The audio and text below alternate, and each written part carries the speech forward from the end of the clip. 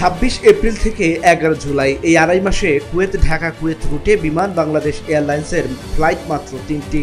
ওই সময় ঈদের ছুটিতে দেশে আসার পরিকল্পনা করছেন অনেক প্রবাসী, কিন্তু বিমানের ফ্লাইট না থাকায় চড়া দামে অন্য এয়ারলাইন্সের টিকিট কিনতে বাধ্য হচ্ছেন তারা।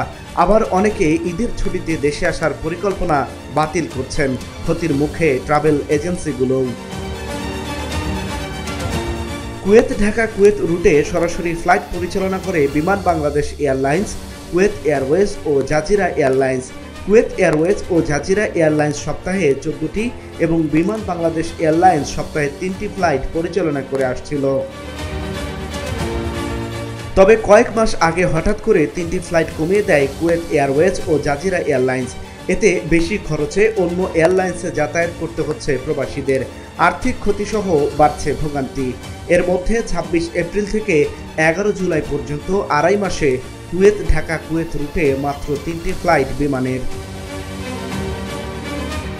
ট্রাভেল এজেন্টরা বলছেন, মে জুন মাসে ঈদ ঘিরে দেশে যেতে আগ্রহী প্রবাসীদের চাপ থাকে, কিন্তু তখন বিমানের ফ্লাইট না থাকায় আর্থিক ক্ষতির আশঙ্কা করছেন তারা।